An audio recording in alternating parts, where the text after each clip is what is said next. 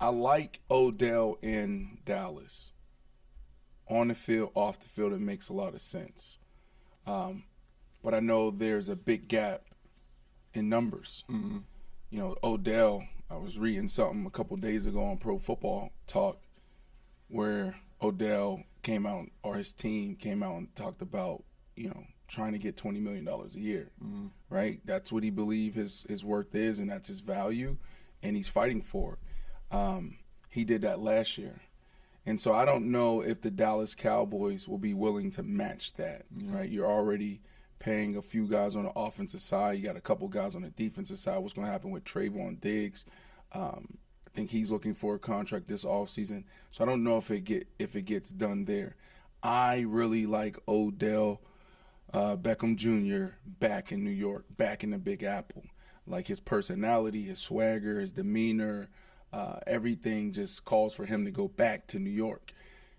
When I was playing with Odell in New York in 2017, you know, that's what I used to talk to him about all the time. It's like, man, find a way to make this work, you know. And I know he was frustrated with Eli Manning. He was frustrated with a few other people in the building that didn't come to work every single day. And this is not Eli. Eli definitely was a true pro and competed his ass off every single day. But there was a few people that may have not matched his energy and his competition level.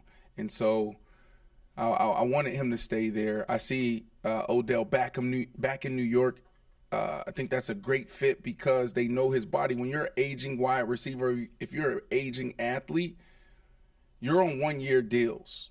You hit 30, you hit 31, you hit 32, you're on 1-year deals. Why? Because if you don't perform, they're going to cut you and say, you know what? It's a better play. It's a better investment in the young guys because this dude is on his way out. But when they know your body, they tend to work with you more. If they know who you are, they know, like, look, he may not be here Wednesday or Thursday, but come Sunday, come Monday Night Football, come Thursday Night Football, like the dude's going to show up, right? So they know him. Ronnie Barnes, the head of medical there, knows OBJ.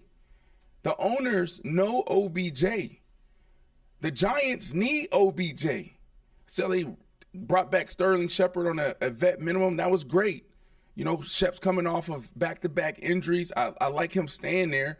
Kenny Galladay's not there anymore. You paid a receiver for 2 years, $20 million to do nothing. I love Kenny, but Kenny needs to get his shit together to get back on track because he is a big play wide receiver. So I don't know what's going on with Kenny, but he's no longer there. There's a huge void there. I think Danny Dimes and Saquon Barkley made up probably 60, 70% of that total offense. All they need is a big play wide receiver. You don't need OBJ to come in and go for 1,500, 1,600 yards. And I know OBJ wants to do that. I know OBJ is probably more than capable of doing that if he stays healthy and he continues to progress through the offseason. But that's not why you need OBJ.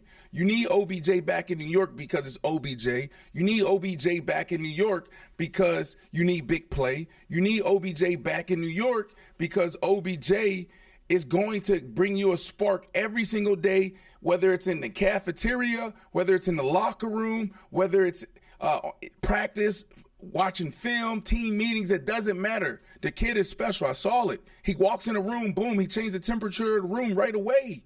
Right away. So if OBJ wants $20 million in New York, give OBJ $20 million. Give him $20 million. It's a great investment. And you'll probably recoup half of that in jersey sales. Yeah. Collab with him on some merch. You're going to probably make all of it back in merch. OBJ is loved in New York. They love OBJ in New This would be the perfect ending to a OBJ New York Football Giants love story. OBJ back to New York.